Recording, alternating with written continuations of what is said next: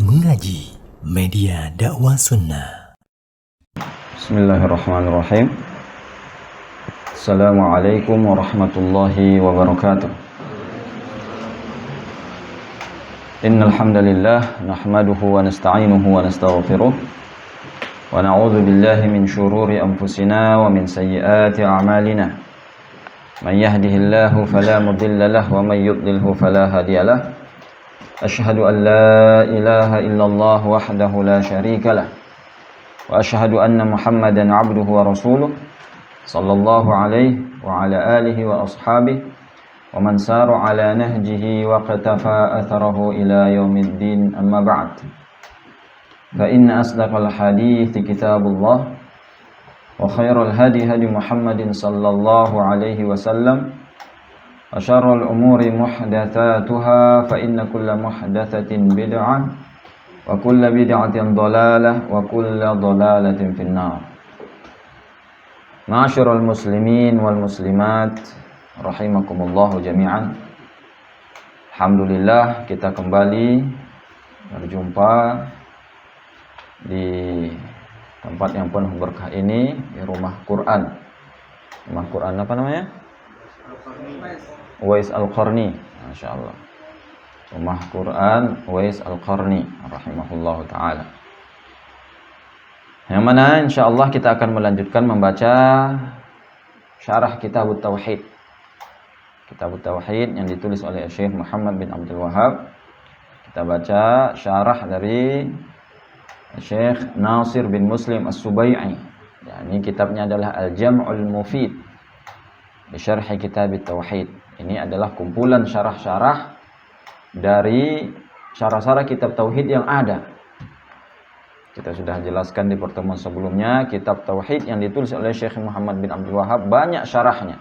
Syarah yakni penjelasan, yakni rincian dari kitab tauhid. Kitabut Tauhid yang mana Syekh Muhammad bin Abdul Wahhab menulis kitabut tauhid yang tentunya tidak terlalu panjang. Isinya hanya hadis, Al-Quran, hadis.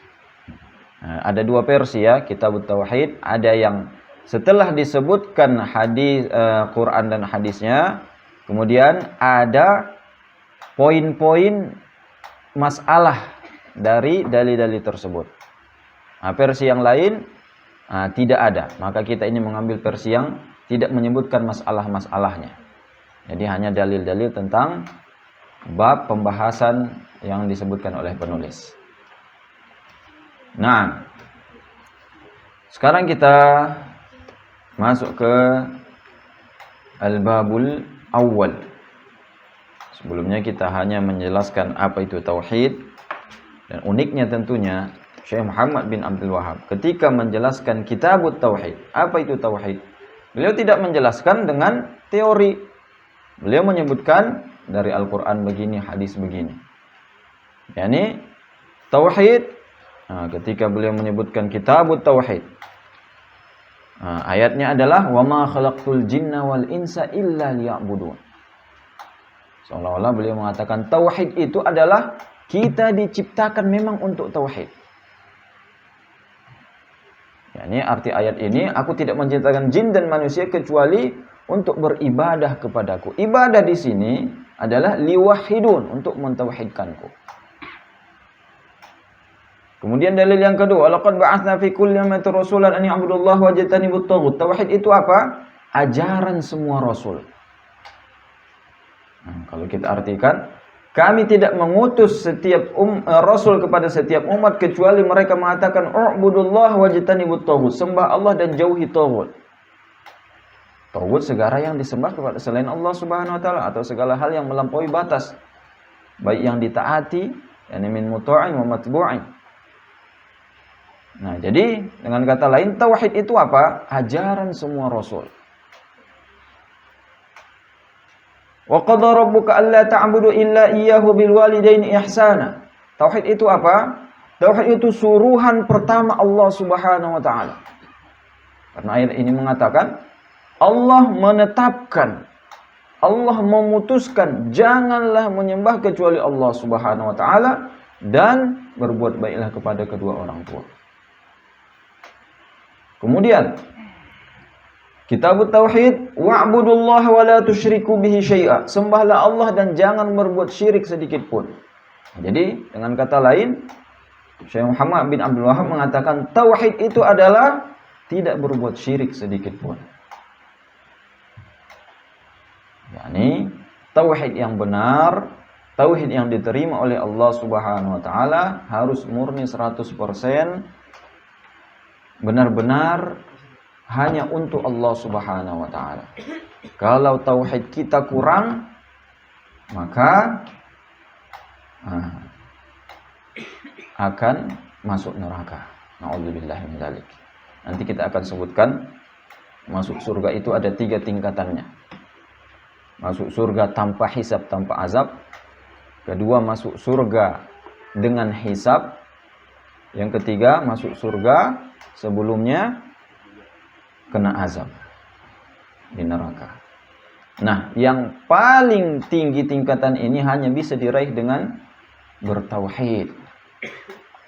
Nanti akan kita sebutkan di bab-bab selanjutnya siapa yang mendapatkan tingkatan yang paling tinggi, yakni humul ladzina la yastarqun wa la yaktawun wa la yatatayyarun wa ala rabbihim yatawakkalun. Mereka yang tidak meminta ruqyah, tidak berobat dengan kai. Kai ini yakni berobat dengan api. Nabi SAW mengatakan pengobatan itu yang paling manjur itu dengan 3. Dengan minum madu, dengan sayatan bekam, dengan kai, yakni dengan api. Allahu a'lam bagaimana ini modelnya. Apakah dengan besi panas atau api? Allahu a'lam. Nah, belum tahu bagaimana pastinya berobat dengan kai. Karena di negeri kita juga tidak masyhur berobat seperti ini. Dan beliau mengatakan saya melarang umatku berobat dengan kai, dengan api tersebut.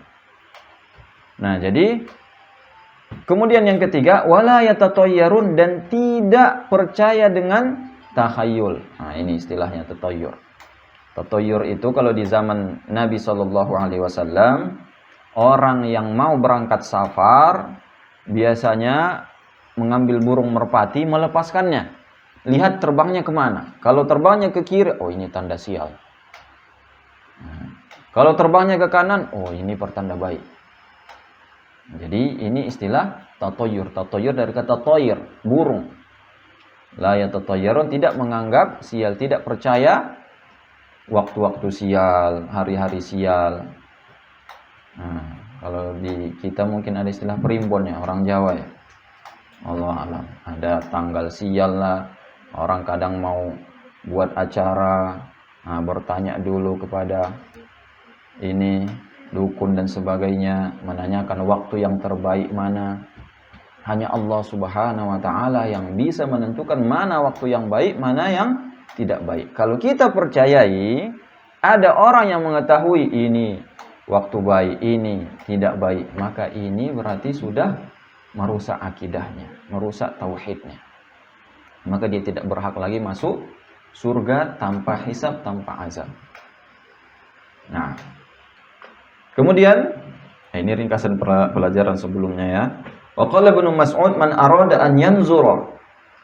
Sebelumnya wa qauluhu ta'ala qul ta'ala wa atlu ma harrama rabbukum 'alaikum alla tusyriku bihi syai'a. Katakan wahai Muhammad, marilah aku bacakan apa yang Allah haramkan kepada kalian, yakni pertama adalah jangan berbuat syirik sedikit pun. Jadi ajaran Nabi Muhammad SAW yang paling agung, yang pertama diperintahkan oleh Allah untuk dilarang umatnya adalah apa? Berbuat syirik. Jadi tauhid itu adalah perintah pertama Allah Subhanahu wa taala yang Allah suruh Muhammad SAW menyampaikannya kepada kita. Kemudian yang terakhir di bab Kitabut Tauhid, penulis menyebutkan hadis Muaz bin Jabal ketika Muaz dibonceng oleh Nabi SAW. Nabi ngobrol dengan Muaz di atas keledai ketika dibonceng oleh Nabi SAW. Nah, obrolannya apa? Muaz, tahu nggak apa hak Allah yang mesti ditunaikan oleh hamba Dan apa hak hamba yang mesti Allah tunaikan? Allah wa Rasuluhu a'lam. Maka Rasulullah SAW mengatakan hak Allah yang mesti ditunaikan hamba adalah menyembah Allah tanpa berbuat syirik sedikit pun. Dan hak hamba yang mesti ditunaikan oleh Allah Subhanahu wa taala, yakni Allah mewajibkan kepada dirinya sendiri untuk tidak mengazab, menyiksa orang yang tidak menyekutukan Allah Subhanahu wa taala sedikit pun. Maka Muaz mengatakan, "Ya Rasulullah, afala ubasyirun nas? Bolehkah aku beritahu orang kabar gembira ini?" Jangan. Bisa jadi mereka nanti akan terlalu pasrah, kata Nabi Muhammad sallallahu alaihi wasallam. Artinya, tauhid adalah jalan yang paling utama selamat dari azab Allah Subhanahu wa taala. Kalau kita sudah merealisasikan tauhid dengan benar, hak kita akan dipenuhi Allah. Hak Allah sudah kita penuhi, yakni tidak menyekutukan Allah Subhanahu wa taala sedikit pun, maka hak kita akan dipenuhi Allah dengan tidak menyiksa kita. Jadi itulah tauhid. Nah, kemudian bab yang kedua barulah disebutkan di sini, babu fadlit tauhid wa ma yukaffiru minadz dzunub. Keutamaan tauhid dan penjelasan bahwasanya tauhid itu mengampunkan dosa, bisa menghapuskan dosa. Al-babul awal. Qaulullah ta'ala, "Alladzina amanu wa lam yalbisu imanahum bizulmin, ulaika lahumul amnu wa hum muhtadun." Surah Al-An'am ayat 82. Orang-orang yang beriman dan tidak mencampuri keimanan mereka dengan kezoliman, merekalah yang mendapatkan keamanan dan mereka mendapatkan petunjuk. Jadi, pertama, keutamaan tauhid. Kalau kita sudah merealisasikan tauhid dengan benar, yang pertama kita dapatkan keamanan. Keamanan di dunia dan akhirat. Keamanan di dunia dan akhirat. Seperti dijelaskan oleh Syekh Ibnu Utsaimin rahimahullah taala, ammah binisbah lil amni wal hidayah fid dunya wal akhirah. Keamanan dan hidayah yang disebut dalam ayat ini umum di dunia dan di akhirat didapatkan. Jadi kalau kita bertauhid, tentunya tauhid ini kita menyerahkan semuanya kepada Allah Subhanahu wa taala. Kalau kita mendapatkan masalah, kalau kita terdesak, kalau kita mendapatkan musibah, kalau kita benar-benar beriman kepada Allah Subhanahu wa taala, tidak berbuat kesyirikan, maka pasti hati kita akan senantiasa tenang. Kita tahu bahwasanya musibah yang menimpa kita ini adalah hikmah dari ada hikmah dari Allah Subhanahu wa taala. Semua ini semata-mata dari Allah Subhanahu wa taala. Maka hati kita akan tenang, aman. Maka semakin tinggi keimanan seseorang, maka tidak ada yang bisa membuat dia bersedih. Walaupun dia mendapatkan musibah, dia bersedih tapi hilang setelah itu. Syekhul Islam Ibnu Taimiyah, beliau mengatakan, "Ma yaf'alu a'da'u bi." Musuh-musuhku tidak bisa berbuat apa-apa terhadapku. Beliau itu bolak-balik di penjara, diusir, dan beliau pun wafat di penjara. Beliau mengatakan, "Ma yaf'alu a'da'u bi." Musuhku tidak bisa berbuat apa-apa. Yakni sijni khulwah. Karena aku menganggap kalau aku di penjara itu waktu berkhulwah. Apa itu berkhulwah? Menyendiri dengan Allah Subhanahu wa taala. Oh, ini kesempatan memperbanyak ibadah kepada Allah Subhanahu wa taala. Tordi siyahah. Kalau mereka mengusirku, itu aku anggap jalan-jalan. Melihat bumi Allah Subhanahu wa taala. Syekhul Islam Ibnu Taimiyah, beliau itu di Syam, beliau lahir di Syam, sampai beliau dewasa, di sana beliau sudah aman, nyaman dan tentram. keluarga beliau dihormati, dihargai. Beliau masih di usia belia sudah diberi sudah diberi kedudukan, orang sudah menganggap beliau sebagai ulama. Kemudian beliau ketika pergi ke Mesir, saat itulah mulai hidup beliau berubah. Karena beliau melihat waktu itu di Mesir, yang di zaman beliau di Syam, tidak terlalu tersebar keburukan. Ketika di Mesir beliau melihat bid'ah dan sebagainya tersebar, akhirnya beliau memutuskan tinggal di Mesir, berdakwah. Beliau dipenjara di sana, kemudian diusir. Beliau memilih hidup seperti itu. Dan beliau mengatakan, walaupun beliau dipenjara, itu tetap tidak menjadikan beliau bersedih. Beliau diusir, tidak menjadikan beliau bersedih. Seandainya beliau dibunuh, wa qatli syahadah. Seandainya saya dibunuh, saya anggap itu kemenangan, mati syahid. Kata Syekhul Islam Ibnu Taimiyah. Jadi orang yang bertauhid dengan benar, maka akan mendapatkan keamanan di dunia dan akhirat. Karena ayat ini, alladzina amanu wa lam yalbisu imanahum bizulmin. Orang yang beriman dan tidak mencampur keimanan mereka dengan kezoliman. Dahulu para sahabat menganggap kezoliman ini ya dosa. Maka mereka pun mengadu, ya Rasulullah, kalau memang syaratnya tidak boleh berdosa, tentu kami tidak ada yang sanggup. Maka Nabi SAW menjelaskan, kezoliman yang dimaksud di sini adalah kesyirikan. Bukankah kalian membaca di surah Luqman di ayat yang lain, ya bunayya inna syirka la zulmun azim, kata Luqman kepada anaknya, wahai anakku, sungguhnya kesyirikan adalah zulm, adalah kezoliman yang besar. Jadi yang dimaksud daripada alladzina amanu wa lam yalbisu imanahum bizulmin adalah kesyirikan, yang beriman dan tidak berbuat syirik. Ini kata Rasulullah SAW. Karena kalau syaratnya tidak melakukan dosa, tidak ada manusia yang sanggup terlepas dari dosa. Manusia diciptakan memang untuk berbuat salah dan agar bertaubat kepada Allah Subhanahu wa taala. Ingat hadis qudsi, dalam sebuah hadis qudsi Allah Subhanahu wa taala mengatakan, ya ayyuhan nas law lam tuznibu la dhahaballahu bikum. Seandainya kalian wahai manusia tidak berbuat dosa, Allah akan ganti kalian dengan makhluk yang berbuat dosa, kemudian mereka bertaubat kepada Allah Subhanahu wa taala. Jadi kalau Allah Subhanahu wa taala ingin makhluk yang tidak berbuat dosa hanya sekedar menyembah Allah Subhanahu wa taala selama-lamanya, itu sudah ada.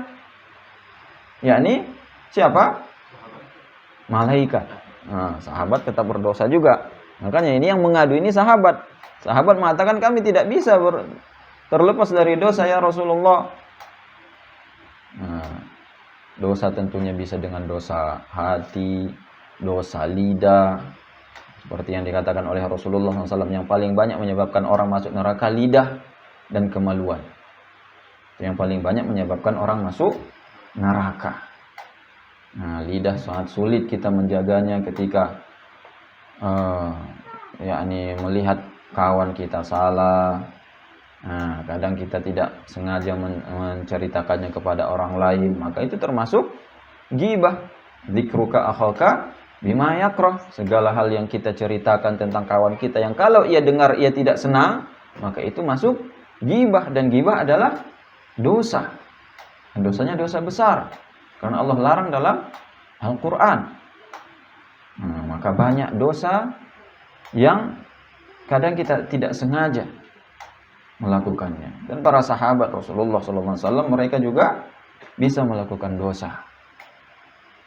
Dan tentunya orang yang berdosa bisa jadi lebih Allah cintai daripada orang yang tidak melakukan dosa, kalau yang berdosa tersebut langsung bertaubat kepada Allah Subhanahu wa taala.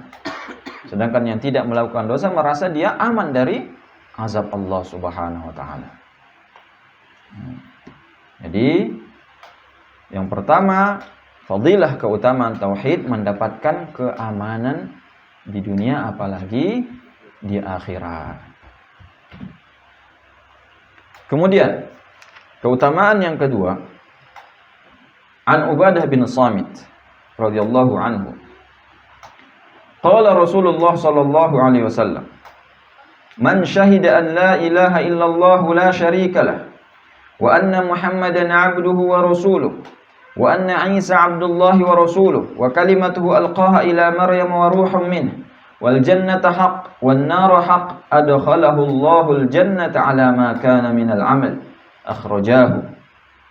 Dari Ubadah bin Samit radhiyallahu anhu, ia mengatakan Rasulullah sallallahu alaihi wasallam bersabda, siapa yang bersaksi tidak ada ilah yang berhak disembah selain Allah, tidak ada sekutu baginya, dan bahwasanya Muhammad adalah hamba Allah dan Rasulnya, dan bahwasanya Isa adalah hamba Allah dan Rasulnya, dan kalimatnya yang Allah sampaikan kepada Maryam dan ruh darinya, dan menyaksikan bahwasanya surga adalah benar, neraka benar adanya, maka Allah masukkan ia ke surga bagaimanapun amalannya. Hadis riwayat Bukhari dan Muslim. Nah, jadi ini tentunya fadilah yang sangat agung sekali. Bagaimanapun amalan kita, bagaimanapun dosa kita, maka Allah akan masukkan ke surga, kata Allah Subhanahu wa taala. Kalau kita benar-benar bersaksi la ilaha illallah la syarikalah, tidak berbuat syirik sedikit pun, wa anna Muhammadan 'abduhu wa rasuluh, dan bahwasanya Muhammad adalah hamba Allah dan Rasulnya, dan bahwasanya Isa hamba Allah dan Rasulnya, dan kalimatnya. Apa yang dimaksud dengan kalimatnya? Yang mana Nabi Isa diciptakan Allah Subhanahu wa taala dengan kalimat, dengan kata kun. Kun, jadilah. Nabi Isa yakni lahir tanpa ayah. Nah, bagaimana bisa seseorang tanpa ayah bisa lahir? Dengan perintah Allah Subhanahu wa taala, kehendak Allah Subhanahu wa taala, Allah mengatakan kun, jadilah. Maka adalah Nabi Isa alaihissalam dengan kalimat jadilah, adalah, maka jadilah Nabi Isa alaihissalam. Wa ruhum min, dan ruh dari Allah Subhanahu wa taala. Nah, jadi jadilah, maka ada benih di rahimnya Maryam. Kemudian Allah Subhanahu wa taala meniupkan ruh. Jadi kalimat dan ruh dari Allah Subhanahu wa taala. Kemudian bersaksi bahwasanya surga itu benar adanya, neraka benar adanya, maka Allah masukkan ia ke surga bagaimanapun amalannya. Nah, nanti kita akan jelaskan apakah orang yang berbuat dosa bisa jadi masuk neraka, bagaimana dengan hadis ini. Ada juga sesudah ini menyebutkan walahuma, riwayat Bukhari dan Muslim juga.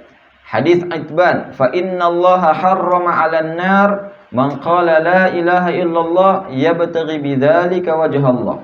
Sesungguhnya Allah mengharamkan masuk neraka orang yang mengatakan la ilaha illallah ikhlas, hanya mengharap wajah Allah Subhanahu wa taala. Jadi ini faedah ketiga. Tadi kita mengatakan yang bertauhid itu akan Allah masukkan ke surga bagaimanapun amalannya. Yang ketiga, Allah haramkan dari neraka.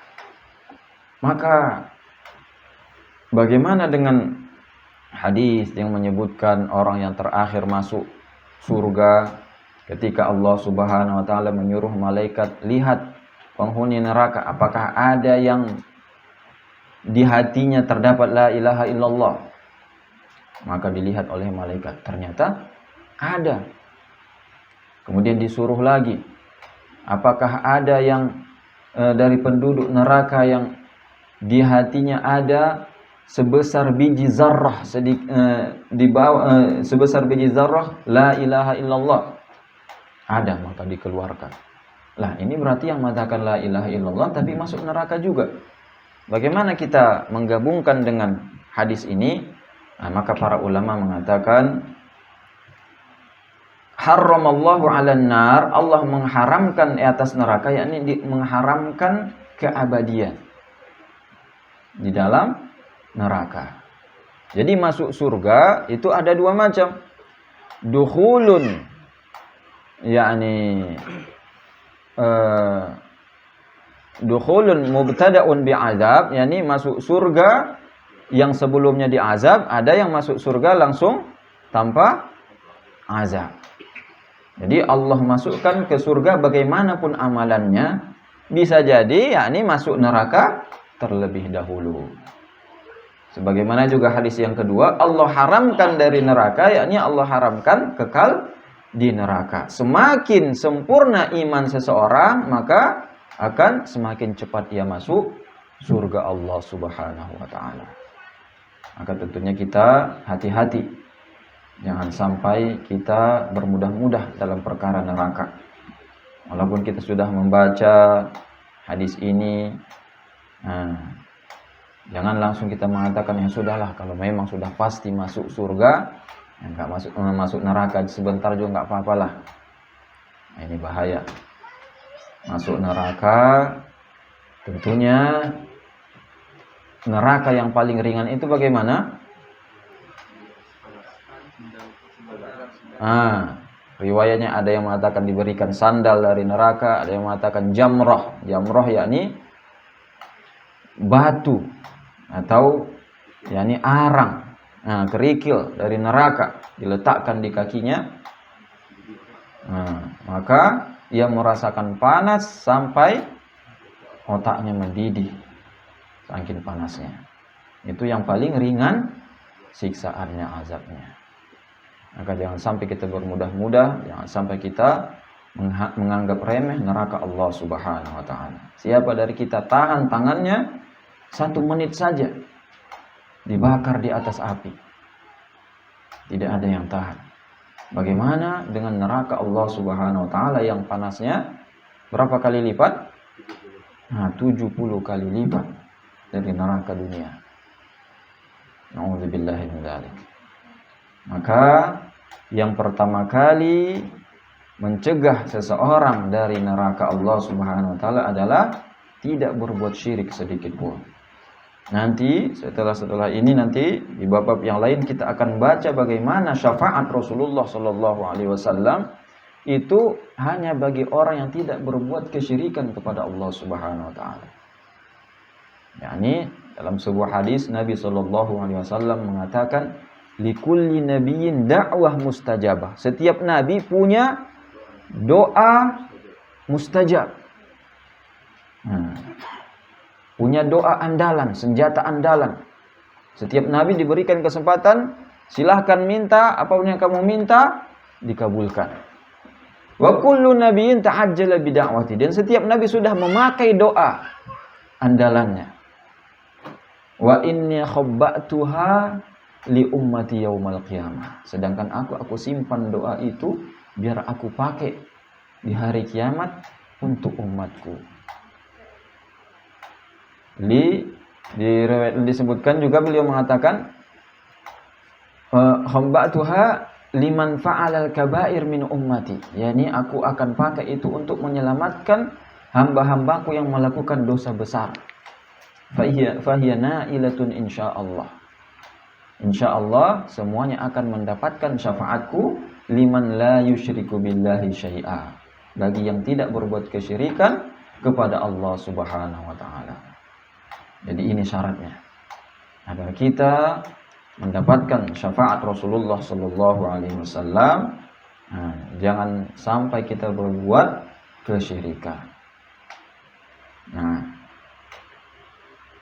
Jadi faedah kedua tadi, tauhid menyebabkan orang masuk surga, dan yang ketiga tauhid mengharamkan seseorang dari neraka. Kemudian wa an Abi Sa'id Al-Khudri radhiyallahu anhu an Rasulillah sallallahu alaihi wasallam qala Musa alaihi salam ya Rabb allimni syai'an adhkuruka wa ad'uka bih. Qala qul ya Musa la ilaha illallah Qala ya Rabb, kullu ibadika yaquluna hadha. Qala ya Musa, law anna as-samawati sab' wa 'amirahunna ghairi wal ardina sab' fi kiffah wa la ilaha illallah fi kiffah malat bihinna la ilaha illallah. Rawahu Ibnu Hibban wal Hakim wa sahahahu. Dari Abu Sa'id Al-Khudri radhiyallahu anhu, Rasulullah sallallahu alaihi wasallam bersabda, Nabi Musa alaihissalam meminta kepada Allah. Kita tahu Nabi Musa adalah kalimullah yang langsung berbicara dengan Allah Subhanahu wa taala tanpa perantara Jibril. Langsung bicara dengan Allah Subhanahu wa taala. Maka Nabi Musa mengatakan kepada Allah, "Ya Rabb, halimni syai'an adzkuruka wa ad'uka bi." Ya Allah, aku minta sesuatu yang aku pakai berzikir kepadamu dan berdoa kepadamu. Yani zikir khusus. Nah, zikir khusus. Nabi Musa alaihissalam minta zikir khusus dari Allah Subhanahu wa taala. Maka Allah mengatakan, "Qul ya Musa," katakan wahai Musa, "la ilaha illallah." Maka Nabi Musa mengatakan, "Ya Rabb, semua mengatakan ini." Nabi Musa pengen yang spesial. "Ya Rabb, kullu ibadika yaquluna hadza." Semua hambamu mengatakan hal tersebut. Maka Allah menjelaskan, "Ya Musa, seandainya 7 lapis langit dan semua penghuninya selainku." Nah, dalam hadis ini jelas mengatakan yakni Allah berada di atas langit. Di atas aras, dan aras berada di atas langit. Di atas langit yang ke-7 itu ada apa? Nah, ada Sidratul Muntaha. Di atasnya apa? Ada lautan. Ada kursi. Nah, kursi. Di atas kursi apa? Ada air. Nah, laut.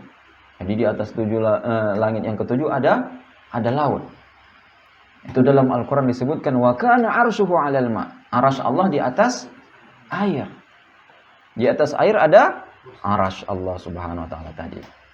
Nah, kursi di bawah air. Nah, jadi kemudian Allah Subhanahu wa taala di atas arasy. Banyak hadis yang menyebutkannya, dalam Al-Quran juga begitu banyak. Allah Subhanahu wa taala menyebutkan hal tersebut, tapi sangat aneh. Banyak sekali yang mengingkari hal ini. Kaum muslimin zaman sekarang banyak menganggap ya Allah itu ada di mana-mana. Allah bukan di atas, Allah tidak di atas langit. Kenapa? Alasannya mereka memakai firman Allah Subhanahu wa taala, "Laisa kamitslihi syai'." Laisa kamitslihi syai'. Allah tidak sama dengan makhluknya. Tapi kalau kita sambung, wa huwas samiul basir, dan Allah Maha mendengar, Maha melihat, maka tidak ada lagi masalah. Maha mendengar, Maha melihat. Kita bisa melihat, bisa mendengar, bisa. Apakah pendengaran kita sama dengan pendengaran Allah?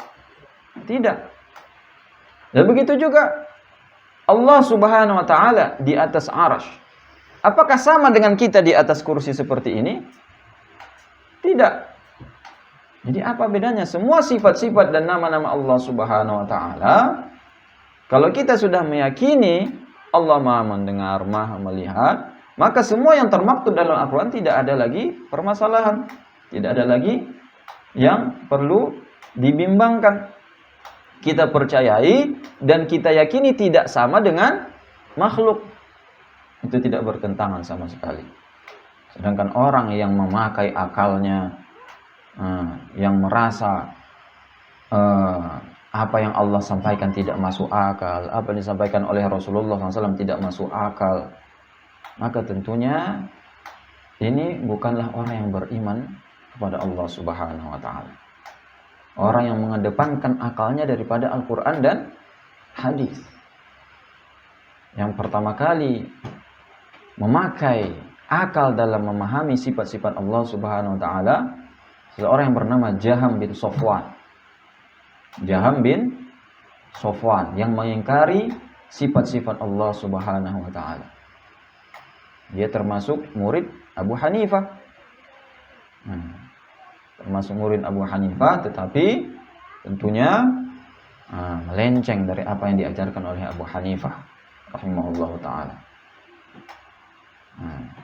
Sampai sekarang, makanya para ulama banyak menulis kitab Ar-Raddu 'alal Jahmiyah, bantahan terhadap Jahmiyah. Jahmiyah itu yang mengingkari sifat-sifat Allah Subhanahu wa taala. Termasuk mengingkari Allah Subhanahu wa taala di atas arsy.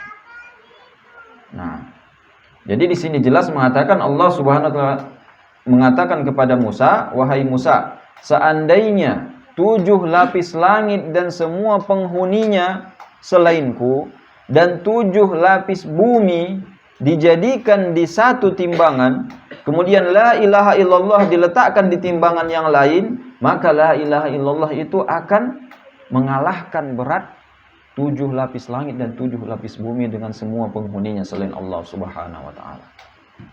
Jadi artinya kalimat la ilaha illallah tidak ada lagi yang lebih dari itu. Nabi Musa alaihissalam meminta sesuatu yang khusus, yang spesial. Maka kata Allah Subhanahu wa taala, la ilaha illallah. Nah, ini adalah kalimat yang begitu agung. Jadi keutamaan tauhid, kalau kita mengatakan la ilaha illallah, maka itu akan memberatkan timbangan kita. Di hadis yang lain tidak disebutkan di sini, ada hadisul bitaqah. Nah, para ulama mengatakan hadisul bitaqah. Apa arti bitaqah? Kartu. Kalau dalam bahasa Arab, yang belajar bahasa Arab tahu bitaqatun artinya kartu. Jadi hadisnya bagaimana?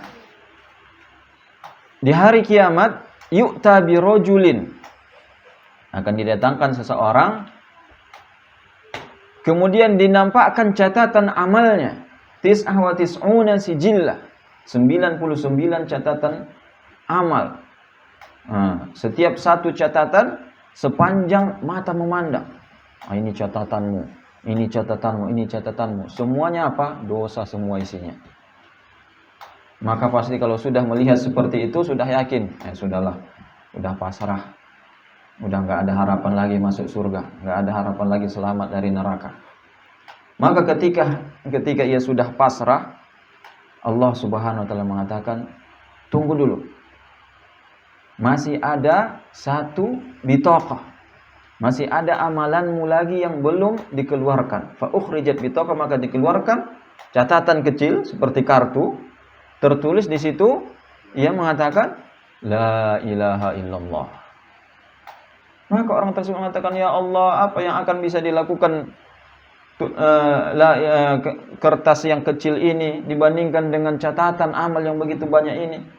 Lan tuzlamal yaum, kamu tidak akan dizalimi. Ayo kita timbang, kata Allah Subhanahu wa taala. Maka ditimbanglah semua catatan amalannya, diletakkan di satu timbangan, kemudian la ilaha illallah di timbangan yang lain. Ternyata la ilaha illallah tersebut lebih berat di mizan. Maka akhirnya ia masuk surga. Subhanallah. Maka begitu besar rahmat Allah Subhanahu wa taala, begitu besar keutamaan mentauhidkan Allah Subhanahu wa taala. Tentu orang ini tidak hanya mengatakan la ilaha illallah dengan lisannya saja. Bagaimana agar la ilaha illallah itu berat dalam timbangan? Ketika la ilaha illallah diucapkan dengan lisan, diyakini dengan hati, dan diamalkan dengan anggota badan. Maka bagi orang yang bertauhid dengan benar, insya Allah harapan masuk surga begitu besar. Bahkan itu sudah menjadi tiket masuk surga. Dan kita berharap kita akan selamat dari neraka Allah Subhanahu wa taala. Dan rahmat Allah maha luas. Kalau amalan kita tidak bisa menjadikan kita masuk surga, maka Allah Subhanahu wa taala akan melihat kesabaran kita di dunia. Bagaimana kesabaran kita? Kemudian kalau tidak bisa juga, maka ada syafaat Rasulullah sallallahu alaihi wasallam, ada syafaatnya malaikat, ada syafaatnya orang-orang saleh, Tapi walaupun begitu tentunya kita tetap khawatir masuk ke dalam neraka Allah Subhanahu wa taala. Salah satu bukti keimanan seseorang, ia senantiasa takut akan azab Allah Subhanahu wa taala. Afa aminu makrallah wa la ya'manu makrallahi illa al-qaumul khasirun. Apakah mereka merasa aman terhadap makar Allah Subhanahu wa taala? Maka tidak ada yang merasa aman terhadap makar Allah kecuali orang-orang yang merugi. Nah. Walid Tirmidzi wa hassanahu. Jadi, fadilah selanjutnya Walid Tirmidzi wa hassanahu an Anasin sami'tu Rasulullah sallallahu alaihi wasallam yaqul qala Allah ta'ala ya bani Adam law ataitani biqurabil ardi khataaya thumma laqitani la tusyriku bi syai'a la ataituka biqurabiha maghfirah. Dari Anas bin Malik yang mengatakan saya mendengar Rasulullah sallallahu alaihi wasallam bersabda, Allah Subhanahu wa taala berfirman, hadis qudsi, ya bani Adam, wahai anak Adam, seandainya engkau datang kepadaku membawa dosa seberat bumi, kemudian engkau menjumpaiku dalam keadaan tidak berbuat syirik sedikit pun, maka akan aku bawa ampunan seberat itu juga, kata Allah Subhanahu wa taala. Jadi fadilah selanjutnya seperti yang disebutkan dalam judul pembahasan ini, tauhid menghapuskan dosa. Jadi kata Allah Subhanahu wa taala, walaupun dosa kita seberat bumi ini, kalau kita datang kepada Allah dalam keadaan tidak berbuat syirik, dalam keadaan bertauhid dengan benar, maka Allah bawa juga ampunan sebesar bumi tadi. Kemudian Allah ampuni kita. Subhanallah. Inilah keutamaan bertauhid. Maka tentunya tauhid adalah pembahasan yang paling penting. Syekh bin Baz mengatakan,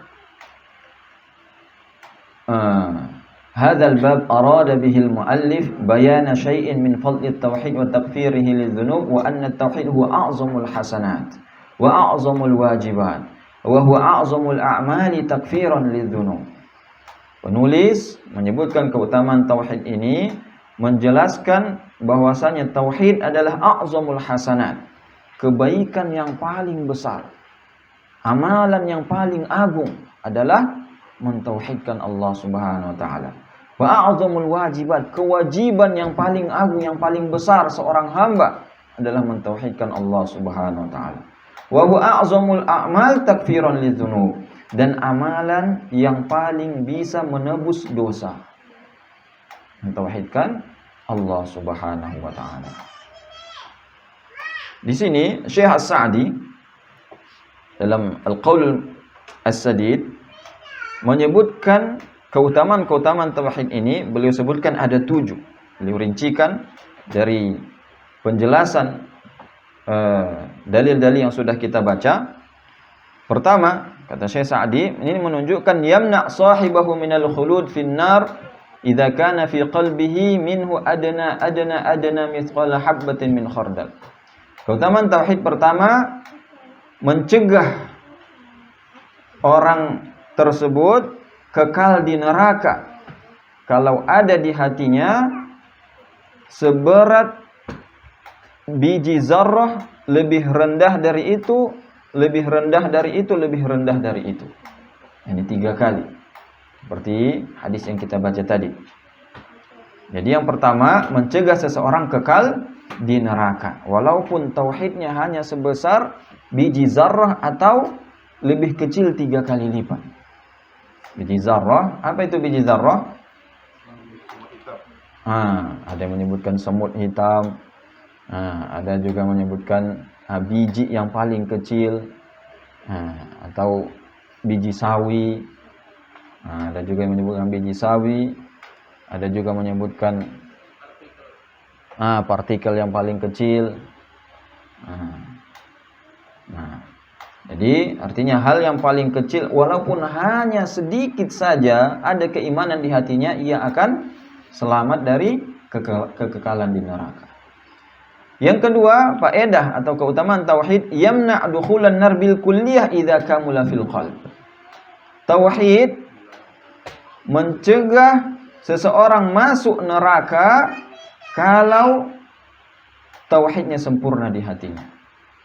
Kalau tadi mencegah kekal di neraka. Yang kedua, mencegah masuk neraka sama sekali.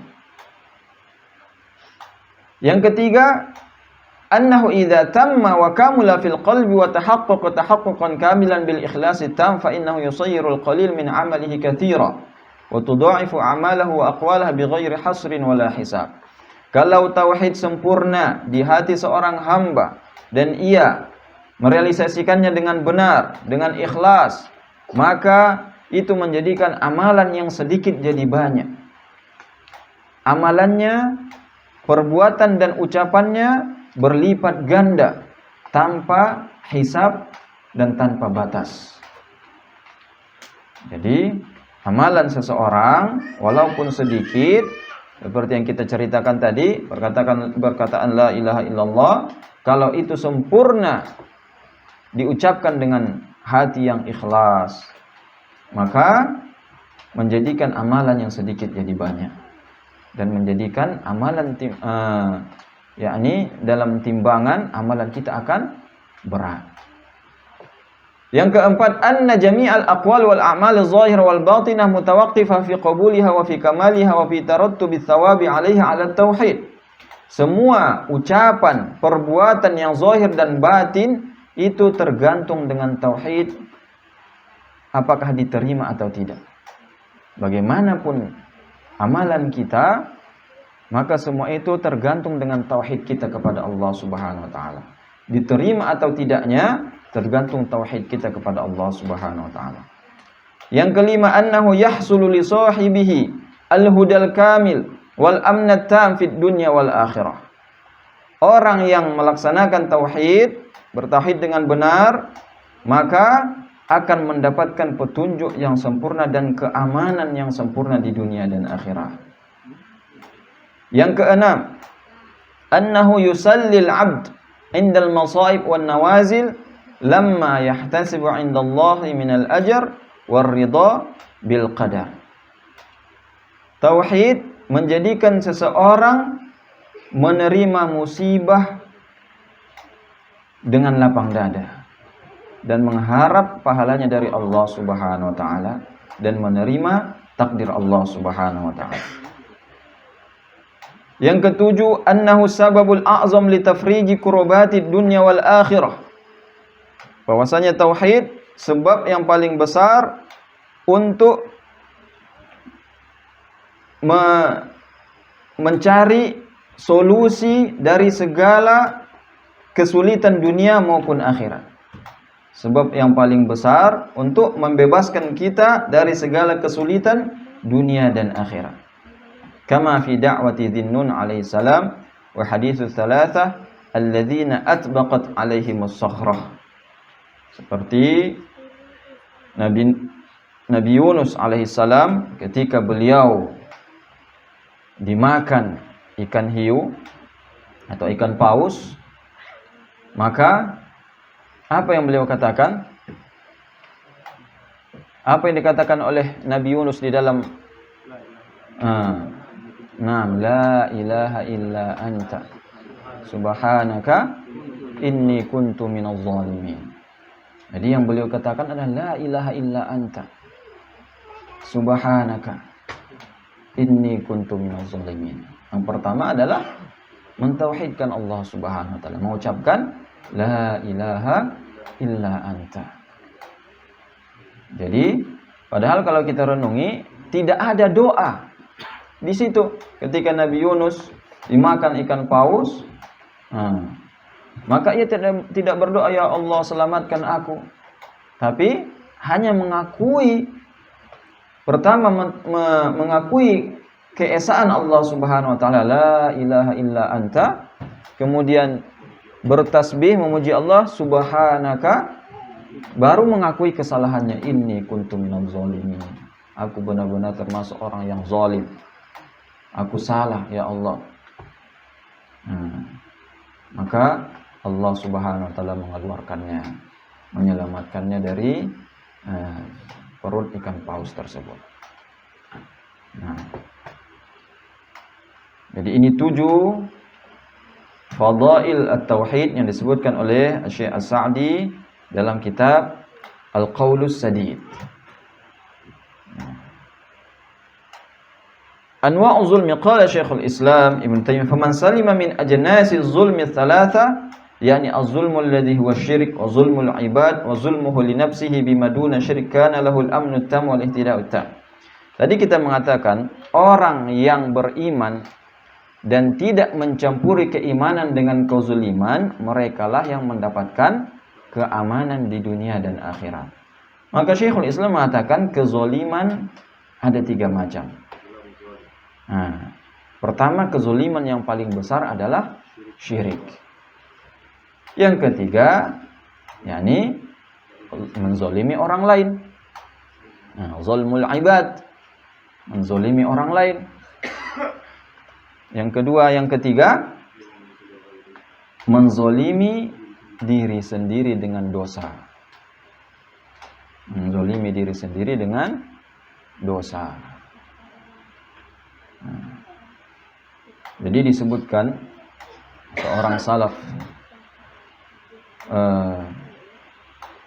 ana lupa namanya, pernah ada tentang bagaimana ia tahu kezolimanlah yang menjadikan dia mendapatkan musibah.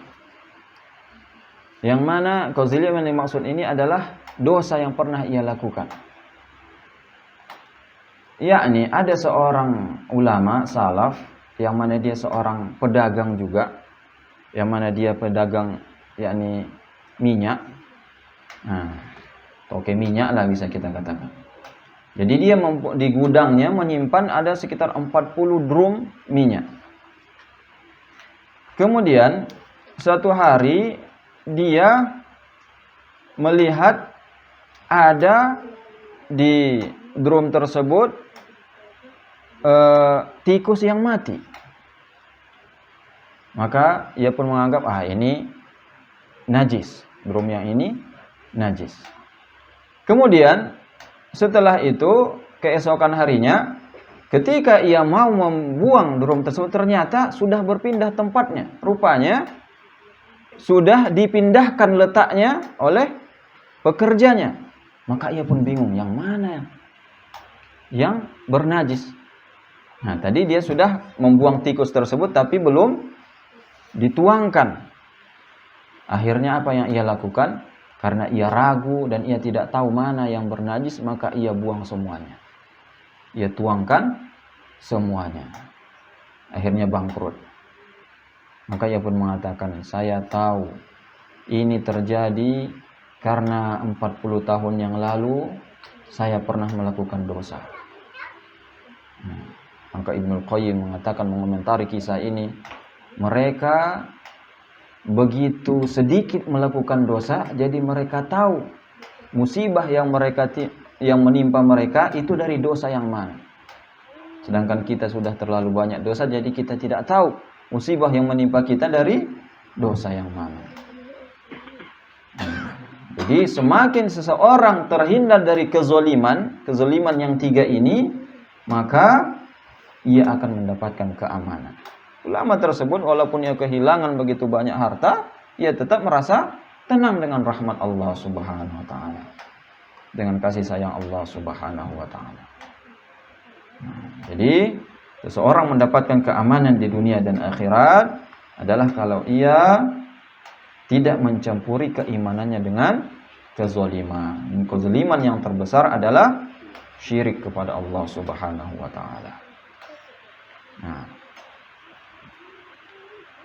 baik, jadi inilah al-babul awal yang telah kita baca pada kesempatan kali ini. Udah jam berapa sekarang? 10:24. Nah, kita buka tanya jawab atau kita lanjutkan? Tanya jawab. Nah. Ya. Tentang keutamaan tauhid tadi. Nah, dikatakan oleh Syekh Asadi yang keempat, jami'ul aqwal wa amali zahir wal batin mutawaqqifah fi qabuliha. Segala ucapan dan amalan baik yang zahir dan batin diterima atau tidaknya tergantung tauhid kita.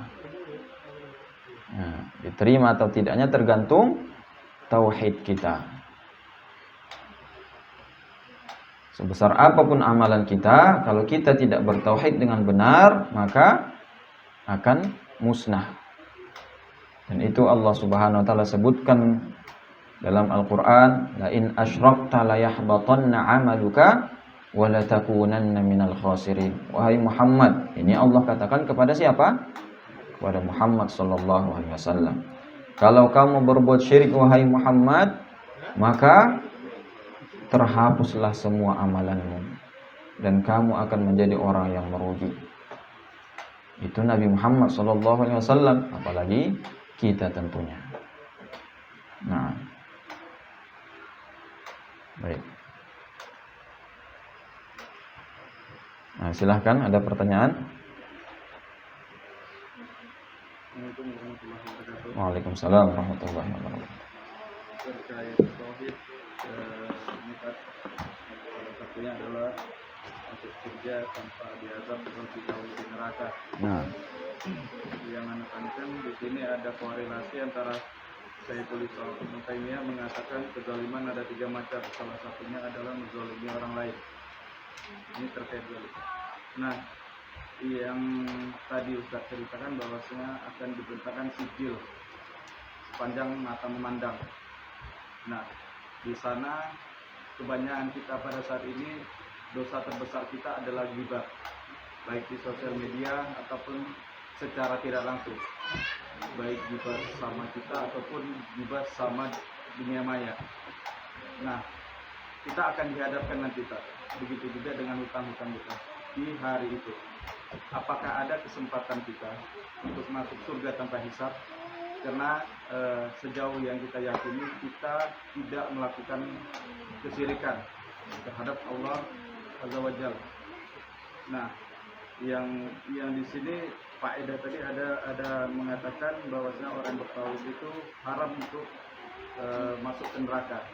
Bagaimana orang yang tadi yang melakukan ghibah, melakukan hutang namun tidak sempat dibayar ataupun ahli waris tidak tahu, apakah nanti itu menjadi dosa yang dia berhadapan kepada Allah sebesar langit dan bumi itu? Apakah Allah ampunkan dan dia bisa masuk surga tanpa masuk neraka dahulu, ataupun dengan hak-haknya orang tadi yang dia zolimi itu Allah biarkan?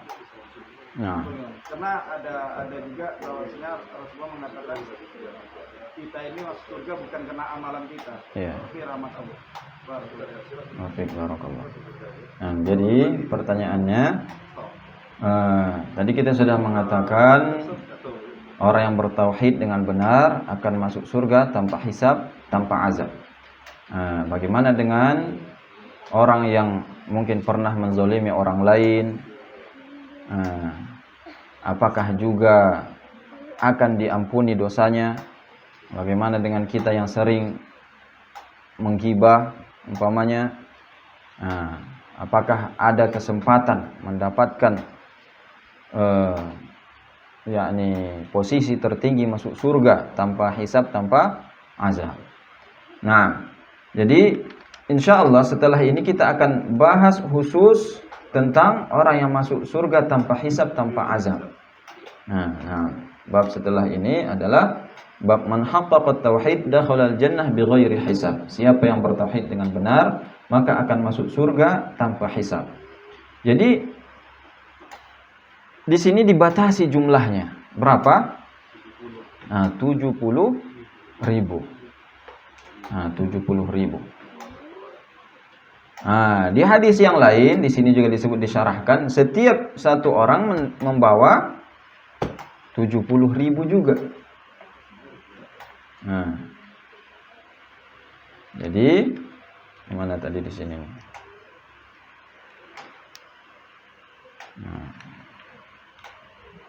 Bahkan juga ada di hadis yang disahihkan oleh Syekh Albani, dari setiap orang 70.000 wasalasa hathayatin min hathayati Rabbi, dan tiga pungutan dari pungutan Allah Subhanahu wa taala.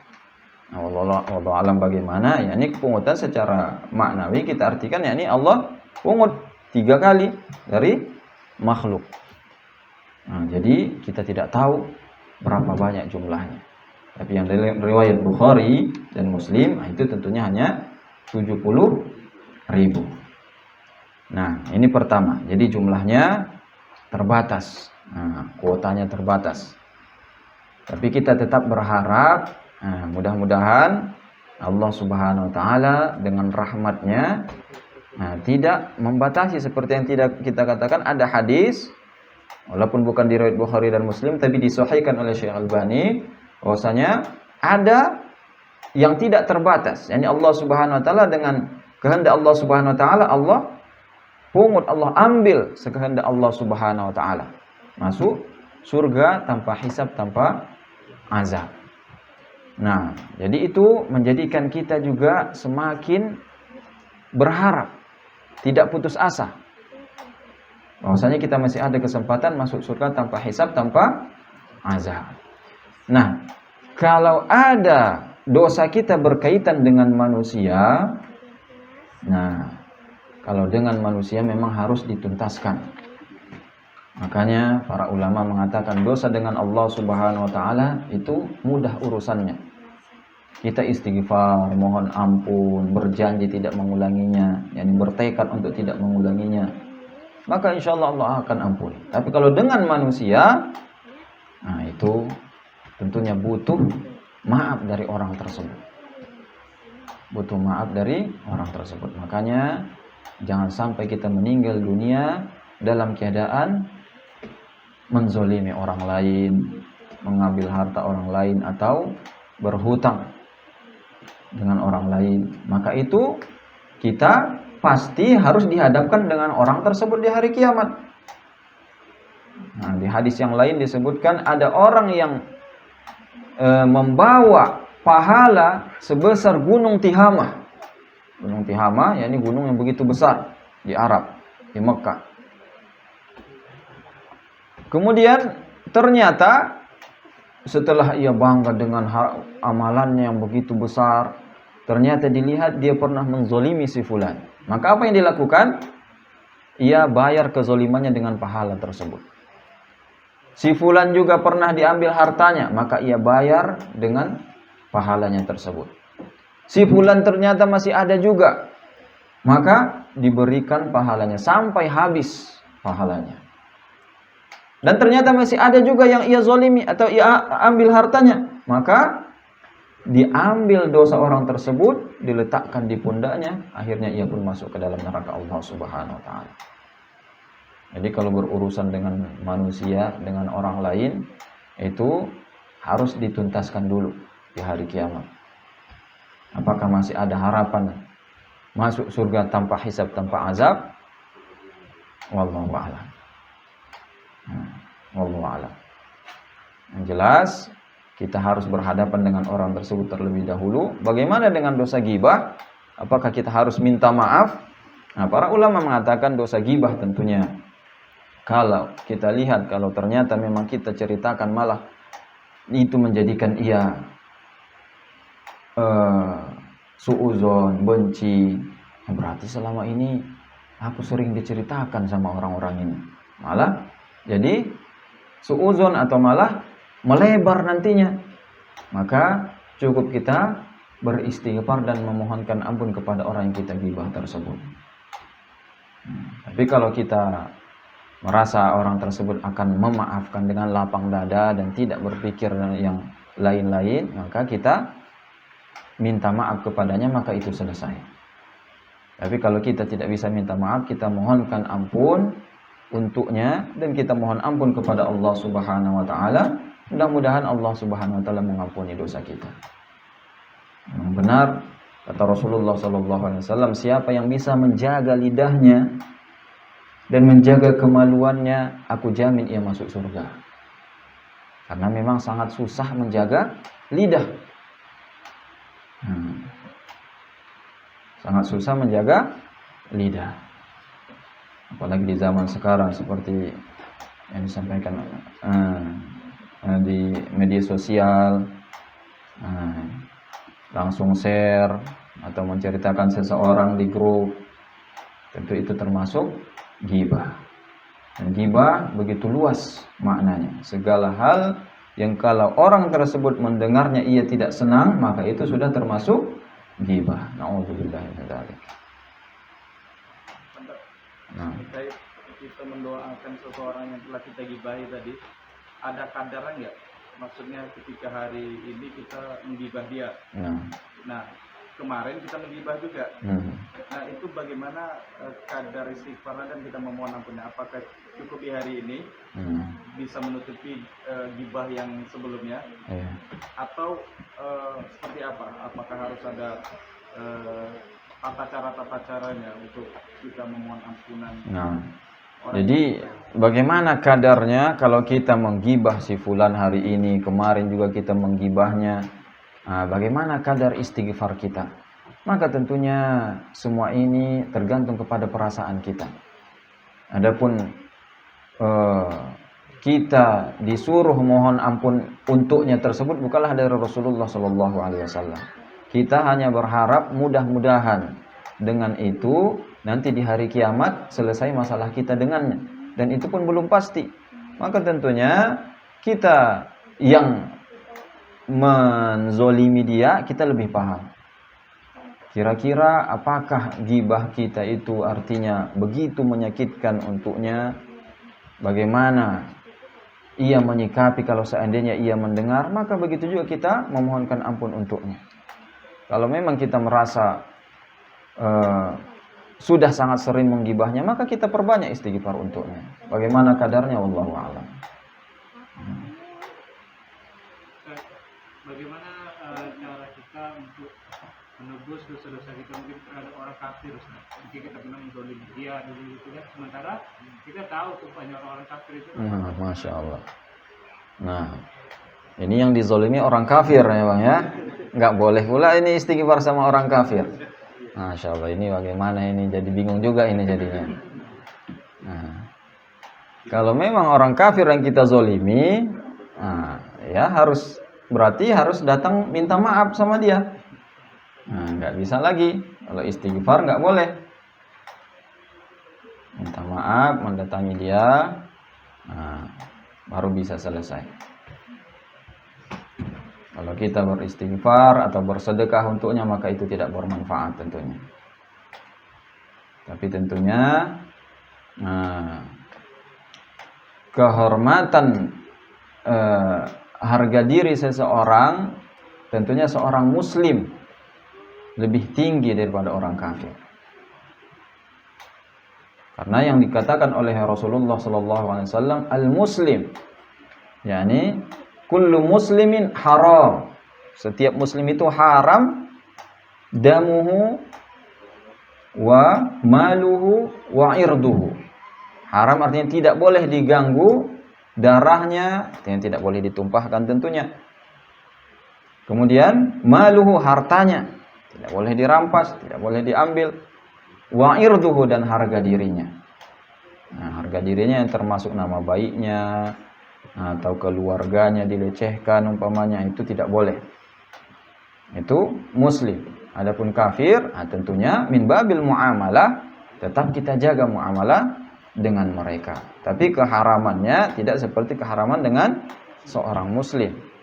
Wallahu a'lam.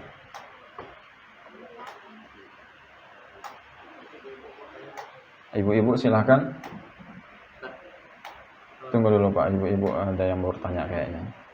Ibu-ibu pakai mic atau tulisan? Pakai mic, ada micnya, nggak apa-apa kalau ada mic.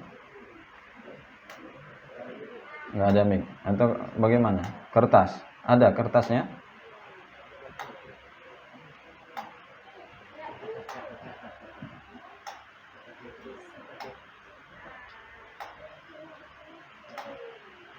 Ya udahlah, mungkin lagi dicatat, silahkan Pak. Assalamualaikum Ustaz. Waalaikumsalam Tanya tentang kalimat syahadat ini, apakah ada amalan khusus untuk mengucap kalimat syahadat ini dan untuk menerapkan itu? Nah, mengucapkan kalimat syahadat, apakah ada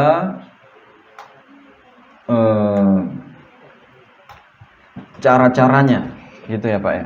Cara-cara khusus mengucapkan kalimat syahadat. Di sini bagaimana? Nah, ada syarat-syarat la ilaha illallah yang mesti dipenuhi. Ada 7 syarat la ilaha illallah. Yakni ketika kita mengatakan la ilaha illallah, tentunya kalau dari Rasulullah sallallahu alaihi wasallam tidak ada ketentuan khusus dari hadis Nabi sallallahu alaihi wasallam. Kita sudah mengatakan la ilaha illallah ini begitu besar pahalanya, begitu besar faedahnya, fadilahnya. Yang penting itu adalah bagaimana hati kita ketika mengucapkannya. Apakah kita benar-benar ikhlas atau masih percaya kepada yang lain ketika mengatakan la ilaha illallah, tidak ada ilah yang berhak disembah selain Allah. Itu berarti kita meyakini semua yang terjadi di muka bumi ini adalah dengan kehendak Allah Subhanahu wa taala. Kalau kita meyakini ada orang yang mengetahui apa yang terjadi esok hari, berarti kita belum ikhlas mengatakan la ilaha illallah. Makanya orang-orang musyrikin, orang-orang kafir tidak mau mengatakan la ilaha illallah. Padahal mereka yakini yang menciptakan semua alam ini adalah Allah Subhanahu wa taala. Cuma mereka tahu kalau dikatakan la ilaha illallah berarti tidak bisa lagi membuat perantara dalam menyembah Allah Subhanahu wa taala. Tapi para ulama mengatakan ada 7 syarat la ilaha illallah, yakni al-yaqin al-yaqin alladhi la yazulu al-yaqin alladhi yazulu bisyak, keyakinan yang alladhi yunafi asyak, yang menafikan keraguan. Kemudian as-sidqu, yakni kejujuran. Kemudian al-inqiyad, yakni tunduk dan patuh. Kemudian apa lagi? Al-mahabbah, cinta. Kemudian apa lagi? Al-ilmu alladhi yunafil jahal. Al-qabul. Al-qabul yakni menerima dengan lapang dada. Ana la ilaha illallah.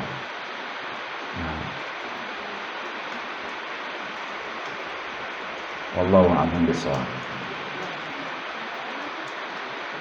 Seorang kafir misalnya sendiri, tapi dia mengucapkan atau meyakini Allah dan Rasulullah, tapi yakin Allah itu Tuhan, Rasul Muhammad itu Nabi misalnya. Apakah dia otomatis jadi muslim? Apakah orang yang meyakini Allah, Rasul, Nabi Muhammad, Allah Tuhan, Muhammad adalah Rasul Allah Subhanahu wa taala, meyakini tapi tidak mengucapkan? Misalnya seolah-olah dia itu mau ke situ tapi belum tak ada saksi misalnya. Kalau hanya meyakini tapi tidak mengikrarkan, itu belum termasuk. Karena banyak yang seperti itu. Abu Talib sendiri, paman Nabi Muhammad sallallahu alaihi wasallam, ia mengakui Muhammad adalah utusan Allah Subhanahu wa taala. Allah adalah Rabb. Tapi karena tidak pernah dilafazkan, maka dia termasuk orang yang masuk neraka. Jadi harus dilafazkan. Ya, walaupun tidak ada saksi. Kecuali tentunya kalau dia tidak ada orang, bisalah kita katakan tidak ada saksi. Tapi kalau Nah, di zaman sekarang tentunya ya harus ya ucapkan, ya nampakkan. Kalau hanya disimpan di dalam hati tapi tidak diikrarkan, maka itu belum. Ini Masya Allah hadiah. Jazakallah khair. Masya Allah dapat hadiah kue ini.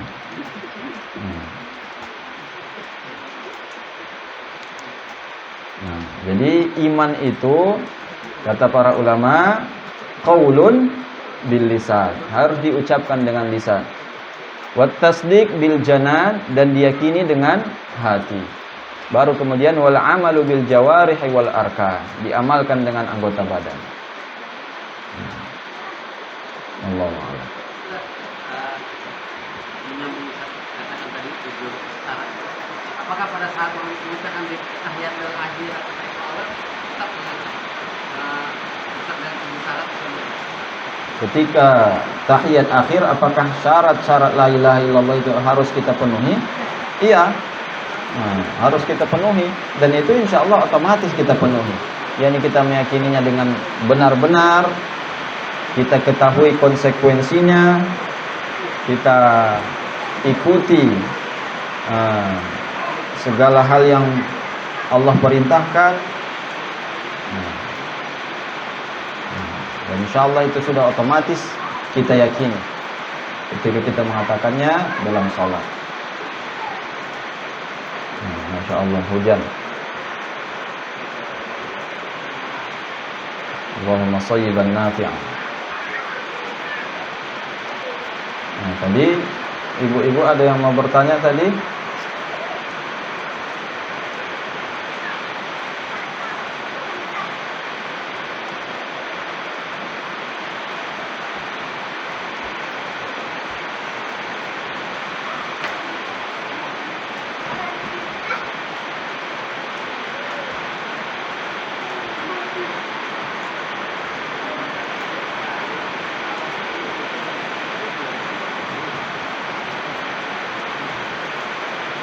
Suaranya sudah nggak jelas lagi kayaknya hujan ini ya.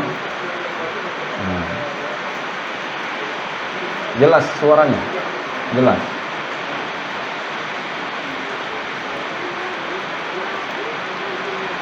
Nah, silakan.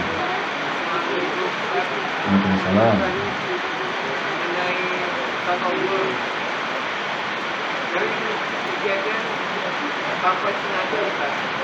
Mengenai Tasawuf. tatoyur, ya. Katakan bawahnya bercanda gitu kan. Banyaknya kejadian kebiasaan dulu. Nah, contohnya? Pertama pernah sama istri bilang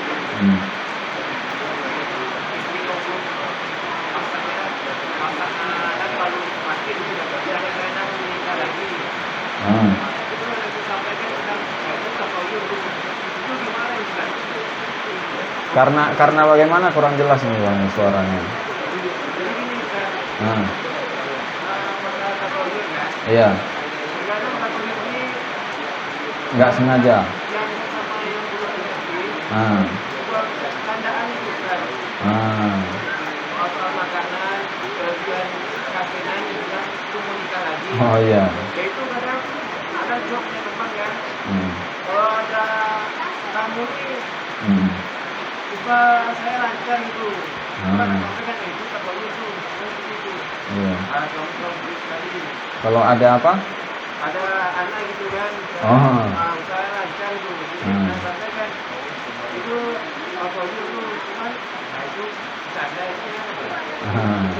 Kadang kalau bercanda. Iya. Nah, jadi sering kita bercanda, kadang keasinan dibilang ini mau nikah lagi. Ada datang kupu-kupu ke rumah, ini yang mau datang tamu. Kira-kira seperti itu. Apakah itu masuk tatoyur atau tidak? Nah, itu memang tergantung keyakinan kita.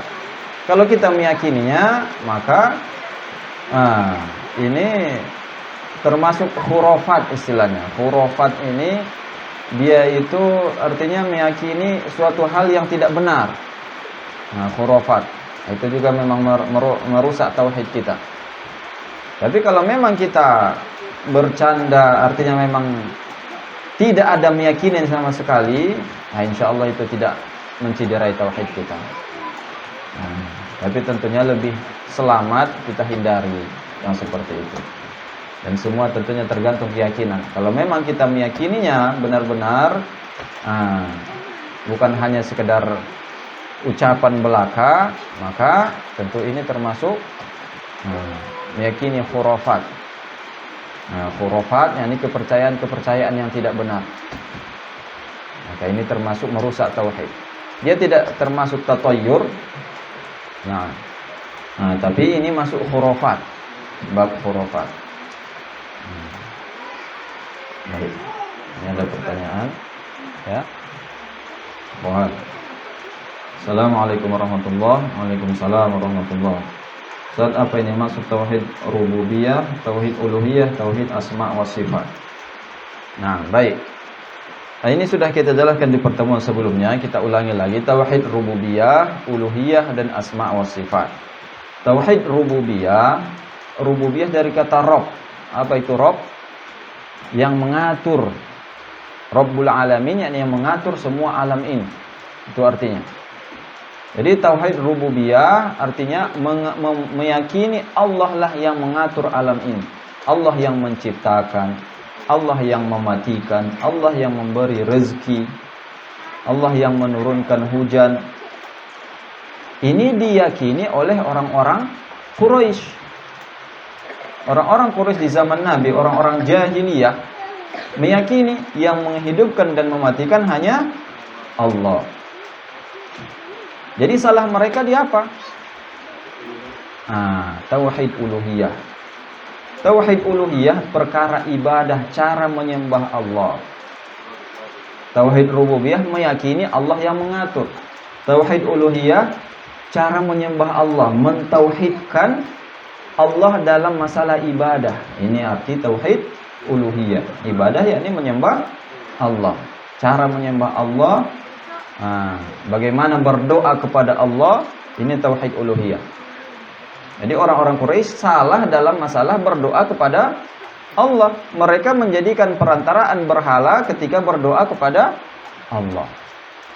Ini namanya tauhid uluhiyah. Kita bagi seperti ini agar kita paham dari mana salahnya orang Quraisy. Orang-orang yang salah dalam bertauhid uluhiyah dan rububiyah. Nah, kemudian di akhir-akhir masa tabi'in muncul orang yang salah dalam tauhid asma wa sifat, yang mana mereka tidak mempercayai sifat-sifat Allah Subhanahu wa taala. Seperti yang kita sampaikan tadi, Jaham bin Safwan tidak mempercayai sifat Allah Subhanahu wa taala. Maka muncullah tauhid asma wa sifat, bahwasanya nama dan sifat Allah tidak berhak seorang hamba untuk memberi nama kepada Allah atau mengomentari sifat Allah atau menyelewengkan makna daripada sifat Allah Subhanahu wa taala. Hanya Allah yang berhak memberi nama dan mensifati dirinya sendiri, atau Rasulullah SAW melalui wahyu dari Allah Subhanahu wa taala. Maka inilah namanya tauhid asma wa sifat. Jadi pembagian ini adalah untuk memudahkan kita memahami tauhid. Jadi jangan kita anggap tauhid itu hanya percaya kepada Allah. Percaya Allah itu ada. Kalau itu orang Quraisy juga sudah percaya. Maka perlu kita bagi agar kita tahu di mana kesalahannya dan bagaimana kita menerapkan tauhid yang benar.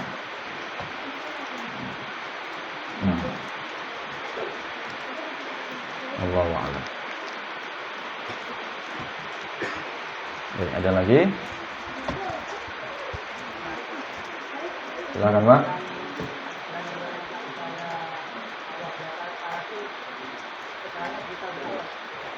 Tentang Allah di atas arasy. Ini masalah asma wa sifat. Ini termasuk sifat Allah. Tentang Allah di atas arasy, ini sifat Allah Subhanahu wa taala. Makanya di sini masuk dalam tauhid asma wa sifat. Yang mengatakan Allah di mana-mana berarti salah. mensifati Allah Subhanahu wa taala.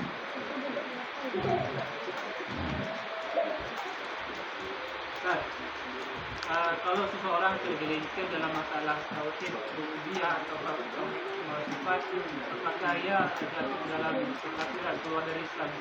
Sementara dia di tauhid rububiyah dia yakin gitu.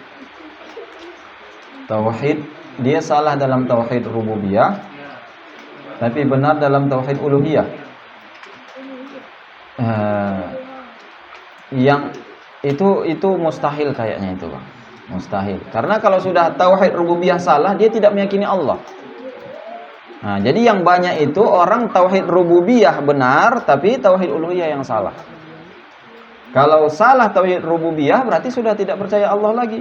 Tidak mungkin lagi ia benar menyembah Allah Subhanahu wa taala.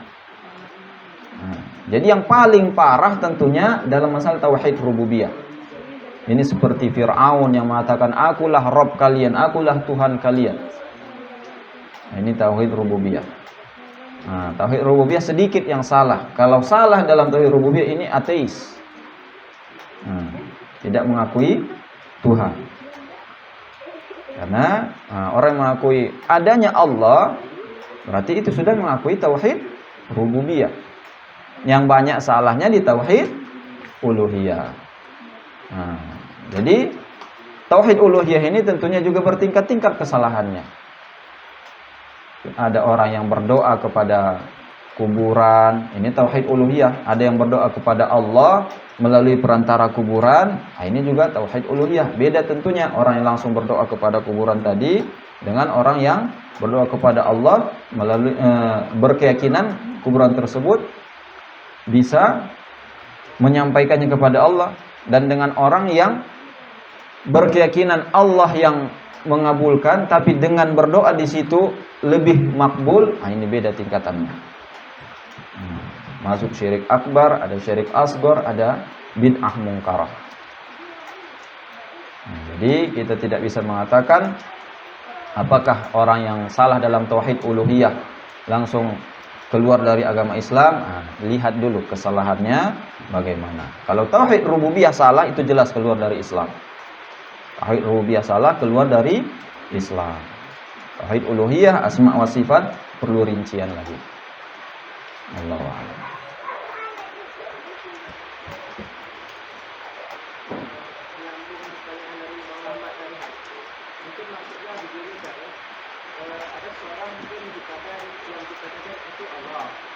Mungkin ada orang yang menganggap rezeki itu akibat pekerjaannya, karena rusak pekerjaannya. Maksudnya mungkin itu. Kalau hal itu gimana ibadahnya? Artinya dia percaya Allah Subhanahu wa taala, tapi kemudian masalah rezeki dia lupa kalau Allah yang memberi rezeki. Nah, betul sekali. Jadi kalau seperti ini memang rusak tauhid rububiyahnya. Orang yang meyakini bahwasanya segala apa yang ia miliki, pekerjaannya dan sebagainya itu karena usahanya sendiri, bukan pemberian Allah Subhanahu wa taala, maka ini jatuh dalam tauhid rububiyah. Kesalahan dalam tauhid rububiyah. Tapi tentunya ini juga kita lihat sejauh mana ia meyakini. Kalau ia benar-benar tidak meyakini ada campur tangan Allah, ini memang kufur. Ini namanya kufur nikmat. Kufur nikmat. Ini yang dilakukan oleh siapa? Qarun. Qarun termasuk umat Nabi Musa, percaya kepada Allah. Tapi ketika dikatakan kepadanya hartamu adalah pemberian Allah, yang mengatakan semua ini karena usahaku. Maka apa yang terjadi? Allah benamkannya ke dalam dunia. Jadi ini termasuk kufur jadinya dia jatuhnya. Kufur nikmat. Ya. Nah, apakah amalannya terhapus? Kalau tentunya tauhid yang seperti kesalahan dalam seperti ini, kesalahan yang fatal. Kita lihat bagaimana Qarun langsung Allah benamkan ke dalam bumi. Nah, maka ini tentunya menghapuskan amalannya. Kalau salah dalam tauhid rububiyah. Tapi insya Allah kita meyakini Allah lah yang memberi rezeki. Tapi mungkin terkadang ada yang lupa. Ada yang lupa kalau Allah lah yang memberi rezeki. Maka kita senantiasa mengingatkan di antara kita, kalau semua rezeki datang dari Allah, baik dari jalan yang halal atau haram, Allah lah yang memberikan rezeki kepada kita. Hendaklah orang-orang yang korupsi, yang mengambil harta dengan jalan yang haram, seandainya ia tidak melakukan korupsi, harta yang ia miliki akan tetap sama. Kalau Allah sudah mentakdirkan dia mendapatkan umpamanya 1 miliar, maka dengan cara halal atau haram ia akan mendapatkan 1 miliar tersebut. Kalau ia bisa sabar, maka kalau Allah sudah mentakdirkan 1 miliar ia akan dapatkan. Tapi kalau ia tidak sabar, maka ia mendapatkan harta tersebut dan mendapatkan dosa. Ada sebuah cerita Ali bin Abi Thalib, disebutkan ada yang meminta-minta kepada Ali bin Abi Thalib. Datang ke rumah Ali bin Abi Thalib, minta-minta. Maka Ali bin Abi Thalib mengingat dia punya 2 dirham. Dicari-carinya, mana ini 2 dirham. Peminta-minta tersebut tidak sabar. Ia lihat kuda Ali bin Abi Thalib ada di depan rumahnya, ada pelananya. Ia curi pelana tersebut, ia bawa ke pasar, ia jual.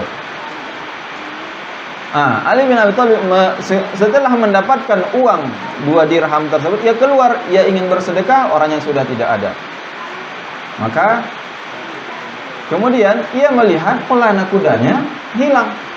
Maka ia suruh pembantunya beli pelana kuda ke pasar.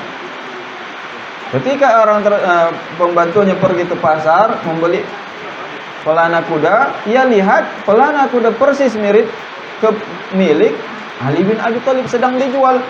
Ia beli dengan 2 dirham. Kemudian ia bawa, kemudian ia ditanya oleh Ali, bagaimana orang yang menjualnya? Begini-begini. Oh, itu orang yang meminta-minta tadi. Seandainya ia sabar, ia sudah mendapatkan 2 dirham ini dengan halal. Tapi karena ia tidak sabar, akhirnya ia mendapatkan 2 dirham ini dengan cara yang tidak halal. Artinya sama saja. Kita semua sudah dituliskan oleh Allah Subhanahu wa taala berapa harta yang kita miliki. Tergantung kita bagaimana mencarinya, dengan cara yang halal atau yang haram.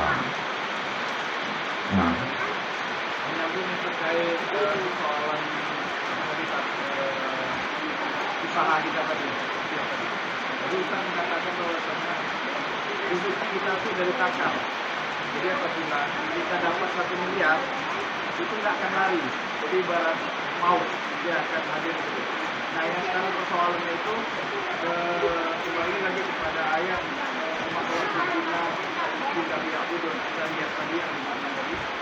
manusia itu diciptakan untuk beribadah kepada Allah. Nah, ketika kita yakin ini rezeki 1 miliar, kita yakin ini kita bisa mendapatkannya, tapi keyakinan itu disebabkan kepada ikhtiar kita. Jadi akhirnya dalam 1 hari itu semata-mata waktu itu kita cari untuk dunia. Hanya sedikit kita menyisihkannya kepada ibadah, ada menuntut ilmu.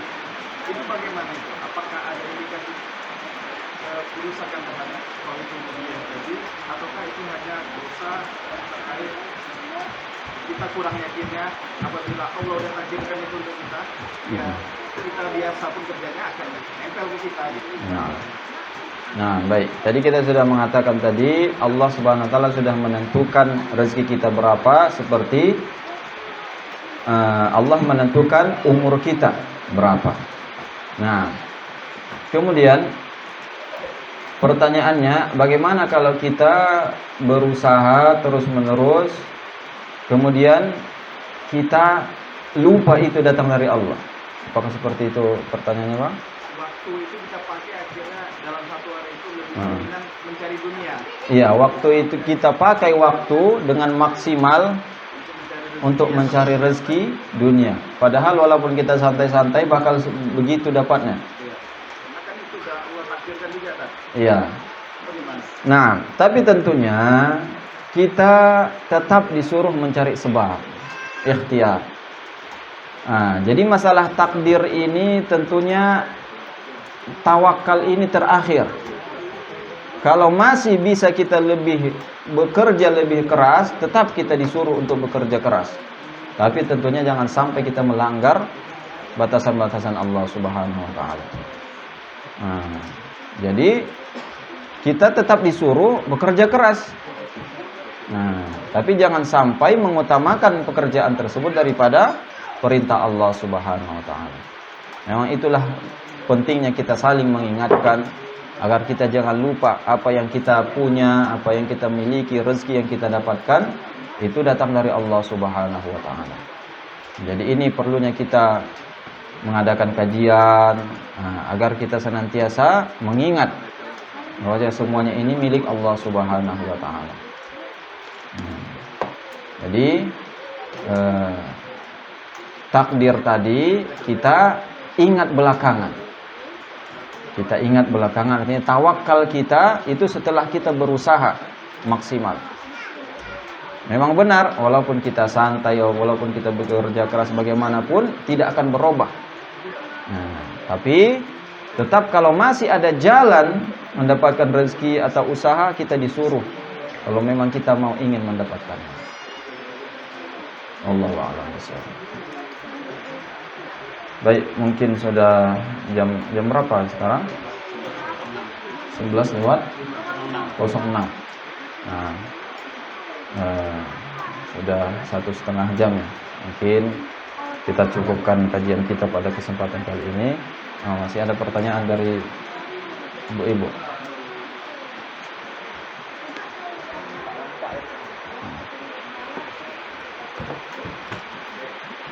Assalamualaikum Ustaz, izin bertanya di luar tema, apa hukumnya wanita menjalankan usaha travel umroh yang mengharuskan keluar rumah untuk mengurus dan mempromosikan travelnya?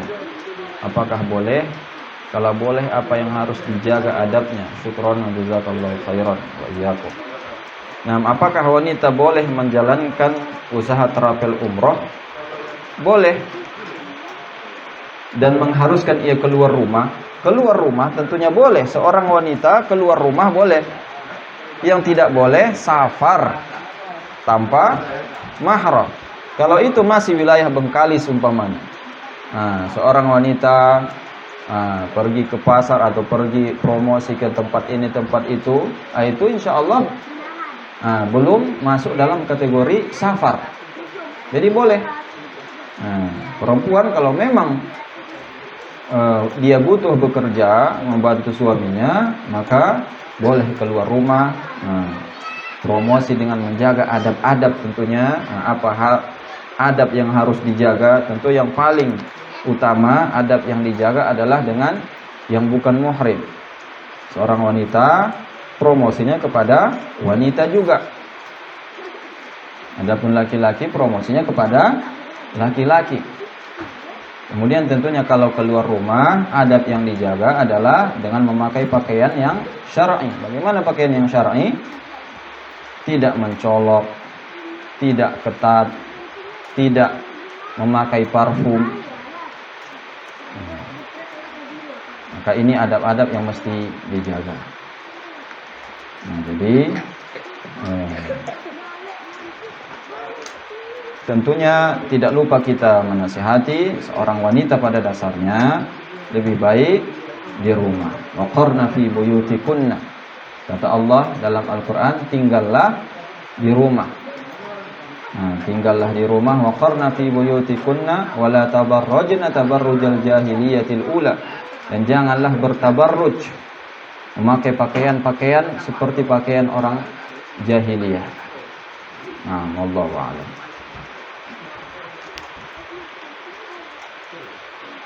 Dah? Baik, kalau sudah selesai pertanyaan, maka kita tutup kajian kita pada kesempatan kali ini. Sallallahu ala nabiyyina Muhammad walhamdulillahi rabbil alamin. Subhanakallahumma bihamdik asyhadu an la ilaha illa anta astaghfiruka wa atubu ilaik. Assalamualaikum warahmatullahi wabarakatuh.